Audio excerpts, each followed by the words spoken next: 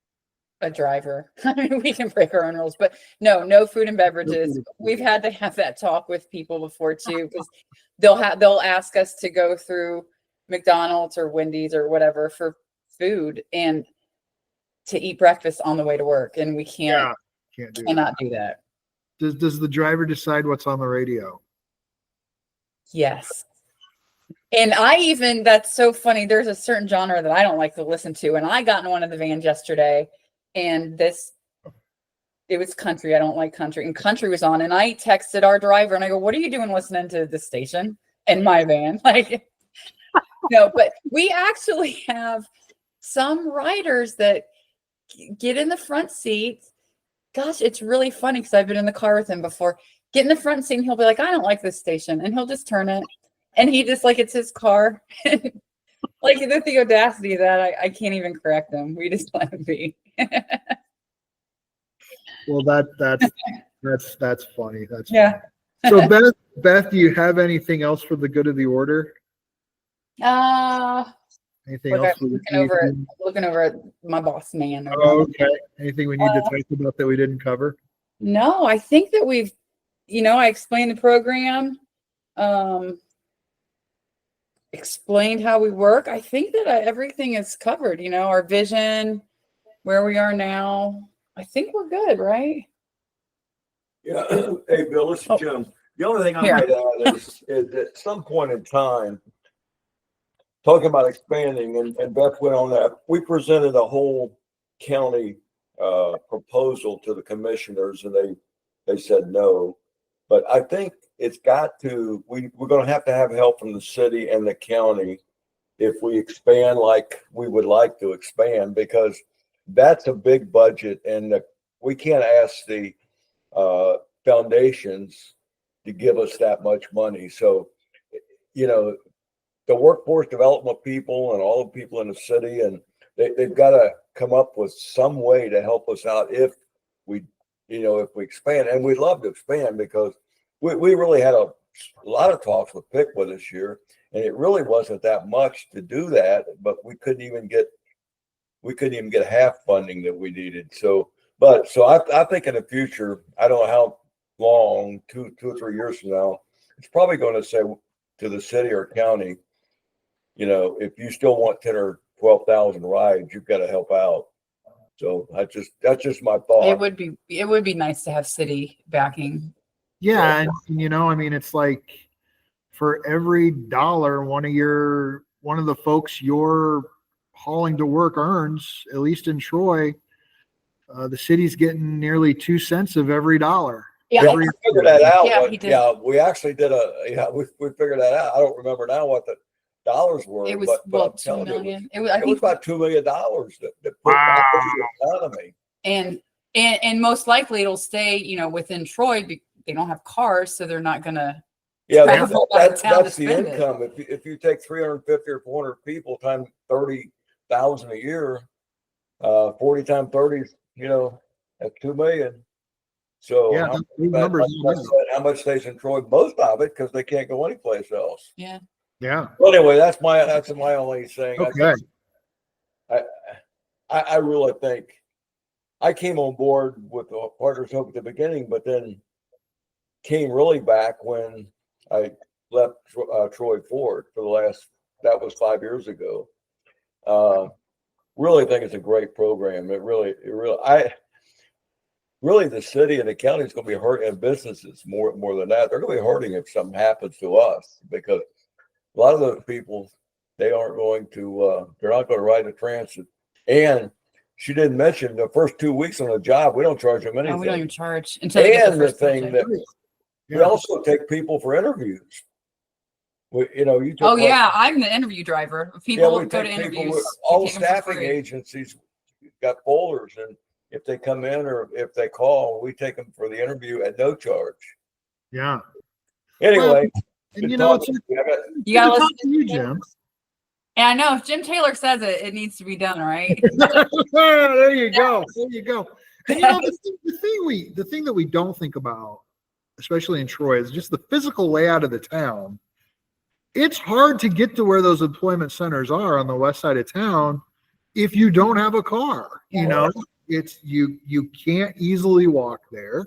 You can't easily ride a bike there. I mean, you almost have to have a car in order to work out on the west side of town. It's like, and it's like the most important credential you can have to get a job in this town, it's not a college degree, it's not a high school diploma, it's a valid driver's license and a working car. If you've got those two things, you can get a job pretty easily. Yeah. Yep. All right, Bill. Thank you. Nice. I'll stop down and see you one day next week. Oh, sounds good, Jim. Beth, thank you so much for your time today. Thank you. It's been so much fun talking to you. And I have to tell you, I was a little nervous, but you made everything great. Oh, I appreciate you saying that. That makes me feel good. And of course, I give all the credit to our guests because they are engaging, wonderful people. And I'm just glad we were able to learn more about you and learn more about community rides. Thanks. All right. Take care, Beth. Take care. Bye.